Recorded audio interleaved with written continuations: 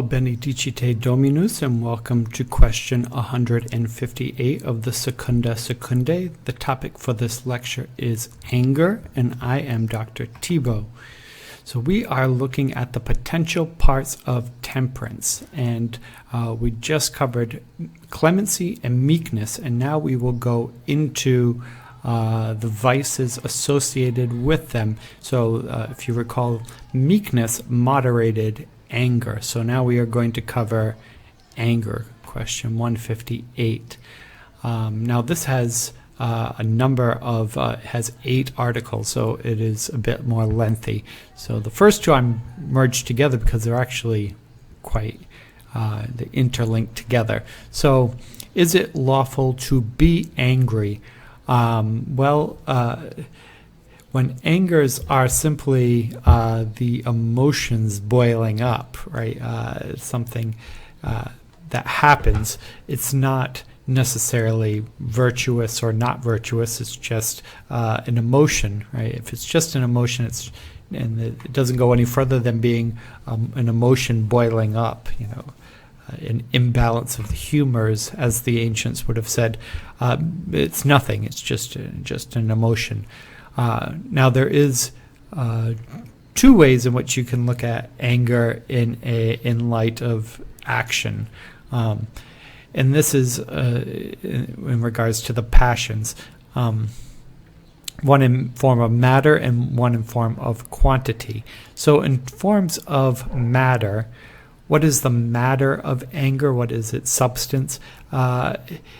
It's a desire for revenge, which sounds awful, right? Revenge sounds awful. But if you go back to justice, the cardinal virtue of justice, there's a whole section dedicated to revenge. And revenge itself is a virtue because it is an act of justice, right? It's giving what is due. We often think of it in terms of a negative light, or maybe revenge out of control. That would be a vice. But properly speaking, revenge is could be properly balanced response to an injustice. And in this regard, that's not a vice in some way. In terms of revenge, it's actually a virtue of justice. There is what we might call righteous anger, but what St. Thomas calls zealous anger.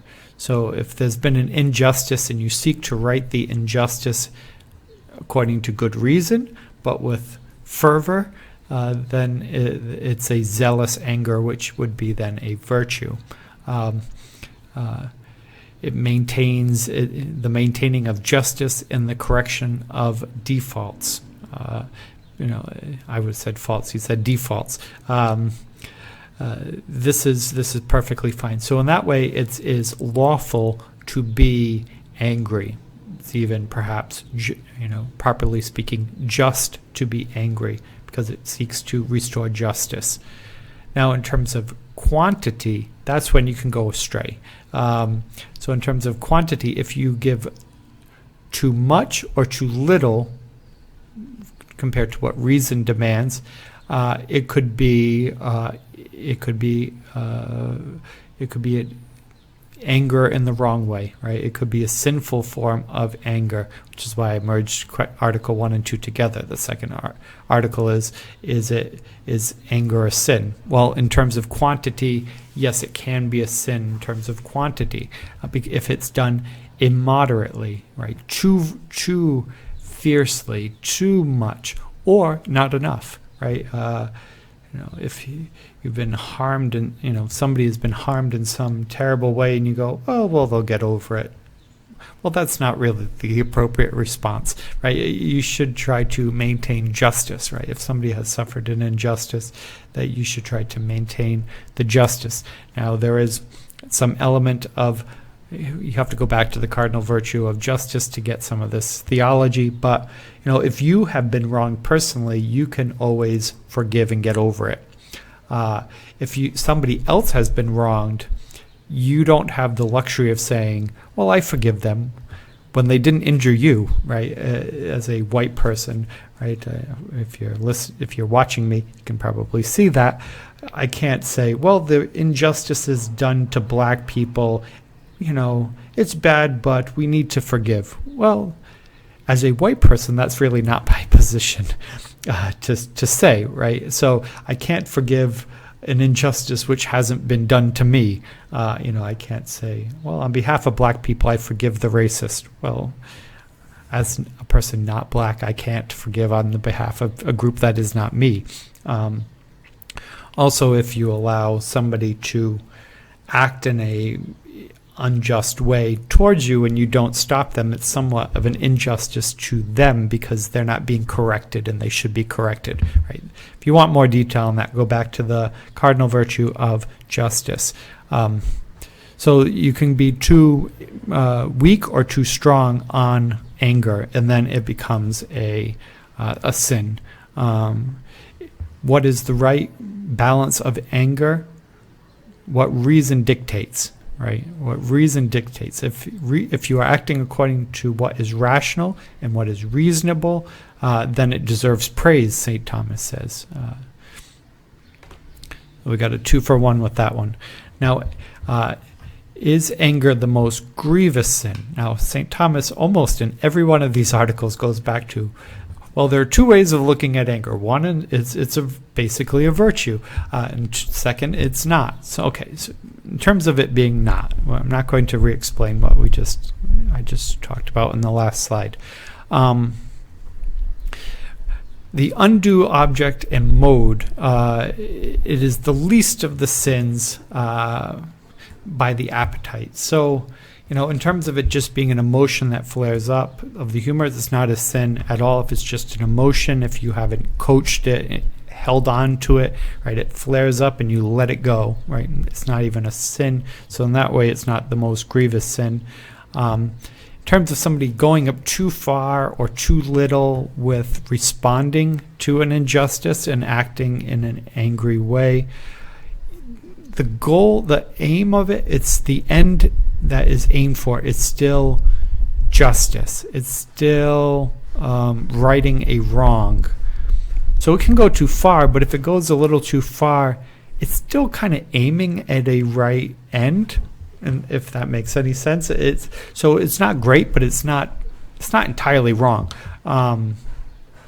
Whereas something like hatred, well, there's nothing good in hatred, right? If you just simply desire evil to be done to your neighbor, well, where's the good in that, right? To what degree is that good or bad? It is just bad, right? So hatred is worse, right? Or envy, which is just to bolster yourself up at another's expense. Where's the good in that? You have to dig to find it. But whereas anger is aiming at something good, so it is not the most grievous of sin. Usually when it goes too far, it actually then goes into other sins, right? When your anger becomes hatred or envy, then it becomes these mortal sins, but now it's something else. It's not anger anymore. You can have innate in something. You can have anger that is too far, right? Anger can go too far and still be angry. Perhaps somebody cuts you off in traffic and you are screaming and you get out of the car and you punch the other person's car. You can see these videos on YouTube, right? Somebody goes absolutely crazy over, maybe the other person driving was just, their mind was on something else. Maybe their parents dying and they're thinking about that and they're not paying attention to the road as much. You don't know what's going on in other people's mind. So to respond in a crazy way, it would, might still be angry, but it's, now a sin, right? Because it's gone too far. We get into this with other questions. How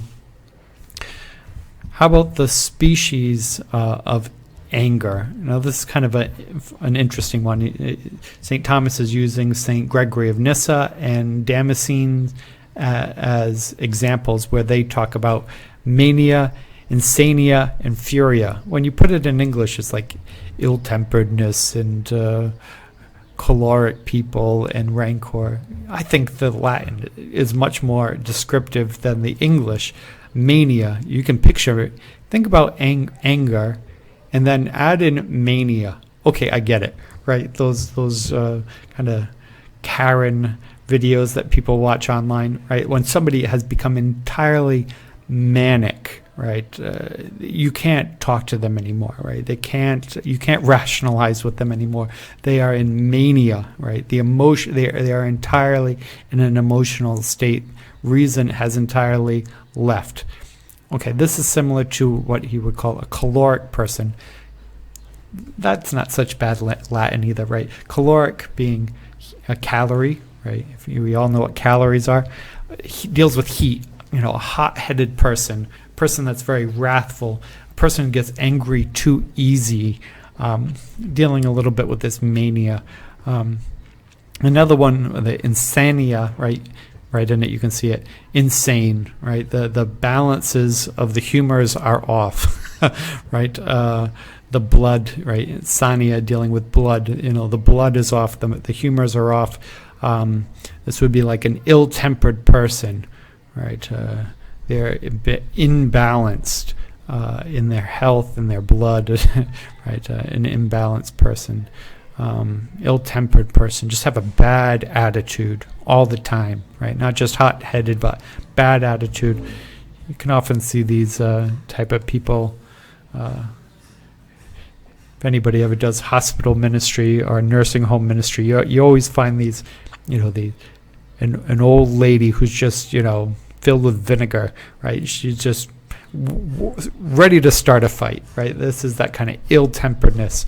You think, what happened to you in your life that you became so angry towards everything? That ill-temperedness.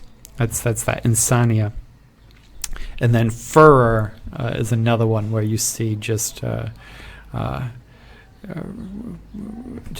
It deals with rancor, but it deals with holding on to anger. Just sullen. You're just dwelling in the anger. Whatever is making you mad. It happened like a half hour ago and you're still so mad about it. You're still holding on to it. You have this furor in you, this rancor in you, when you're just holding on to things, right? These are species of anger. So hot-headedness, just disagreeableness, ready to start a fight all the time, and that you just hold on to these grudges. You're just sullen in anger, right? Which makes it easier to be angry about something else. When you're already angry, it takes very little for somebody else to do something that will also make you angry. Right? This is this furor state. Now, is anger a capital vice? And another way of looking at capital vices is it the mother of other vices? Because whenever St. Thomas asks the question, is it a capital vice? The next question will be, what are the daughters of it? So, it's like being a mother or a capital city, the capital city, and then you have all these little suburbs around it and little parts of the city around it. So it's the capital that holds it together. So is anger a capital? Yes, it is. It's a capital vice, again, when we're looking at the negative, not the positive aspect of anger. Many other vices arise around it, like one I've already talked about. You can start with anger, and then easily move to hatred, right, or envy. You might just be angry at what happened, and now you hate the person that did it. Well, we'll get into it with the daughters, right? It's inordinate actions follow from anger. So there are 6 daughters. So, and they come from matters of thought first. Indignation is one of them, and it deems unworthy of, one unworthy of even acting. This one's kind of an interesting one. somebody does something and you just dwell on it and you think about it, but you think, oh, you just don't even, act on it because you just, you don't even think the person's worth confronting. It reminds me of Bishop Barron gives an example, Robert Barron. He gives an example of not talking about people behind their back. Don't say anything about somebody that you're not willing to help them with to an equal degree. So if you want to talk a lot about somebody, right, if you want to hold a lot about them, then you got to be willing to do a lot to help them, right, get them out of whatever their problem is. If you're not willing to do anything, then just keep your mouth shut, right? If you're not willing to help, then just don't say anything. So in a like manner, like you're just so angry at the person, but you don't even think that they're worth helping, right? It's that's kind of an insult in and of itself, that you don't even think the person worthy of showing an act towards. Or maybe it's more of like New England politeness. You might get that kind of puritanical politeness where we think really badly about somebody, but we wouldn't say anything out loud. But you can tell, right? This would be indignation. The next would be swelling of the mind, which is scheming, right? You think, oh, I should have said this. I would say this, I'm going to do this, right? All this scheming in the mind. It's just a matter of thoughts, but it's anger, right? It's the interior part of this. These are daughters of anger. And then expressed in words, right? So now it's coming out, the external acts of anger. Again, you want meekness to hold this all in check, right? Meekness would be the solution to this. You have clamor, which is disorderly or confused speech, right? Saying really rude things. That would be clamor. If you're angry at God, it would then be blasphemy. If you have this angry words towards your neighbor, contumely, and if you go into justice, there's a whole big section on this as well. To say these awful things to your neighbor. Now, if they're expressed in deeds, then they become quarreling, right? You intend to do some type of injury to your neighbor in a physical way, right? In terms of deeds. These are all daughters of anger. Now, how about what is the opposite of anger? Is anger wrong? So, meekness is really the mean, right? Meekness is the goal. Even when we say, well, anger can be good, right? Yeah, anger can be good when it's held in check by the virtue of meekness, right? Meekness is anger in its proper form, in its proper orderliness. So meekness is really the virtue here, not anger. Even when anger is good, like zealous anger is meek. So in terms of anger being the vice of anger, this is kind of an excess of meekness, right? It's this passion that's swelling up, but it's gone too far because you've gone beyond reasonableness. What's reasonable? So what is the opposite of that which has gone too far with anger? And St. Thomas is very clear that there is something, right? There is something that is the opposite of anger, right? You should have anger towards injustice through meekness. But what do we call that when it's too little? An insufficient amount of anger or insufficient amount of meekness. There's really not a term that St. Thomas uses. The one I'll propose is insensibility, which we covered with in the second article of Temperance, which I believe was question 142. I think we started with 141. So 142 is the second one. So 141 was temperance in itself. Second was vices associated with temperance. So in the vices associated with temperance, the first one, Article 1, was insensibility, which is just no emotion, no passion, no desire for pleasure, no no action at all. So I think insensibility would be a okay term for it. So on one side you have anger, too much anger. On the other side, insensibility, no reaction. And the proper one in the middle would be meekness, the proper balancing of the two. So in conclusion,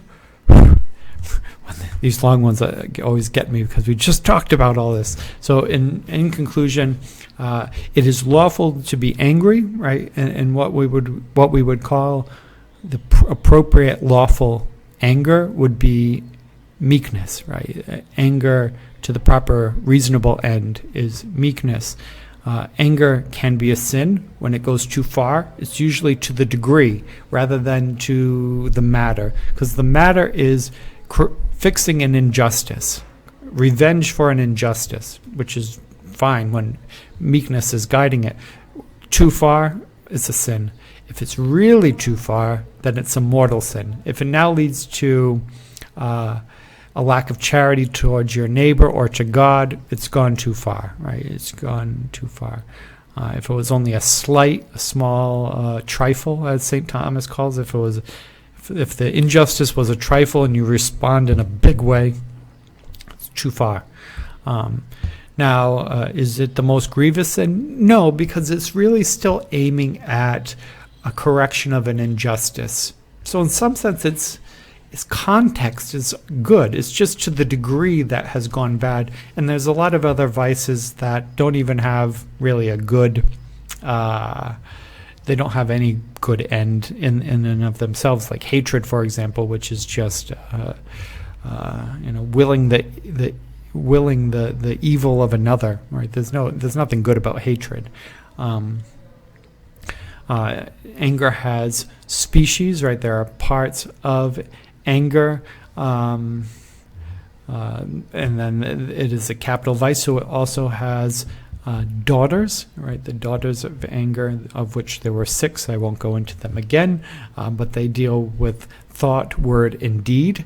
And anger has a contrary vice, which I would say is insensibility, but St. Thomas doesn't give a name for it. He just says there is one. And next we will move on to cruelty, another vice in reaction to the potential parts of temperance. This one goes more directly against clemency. Okay.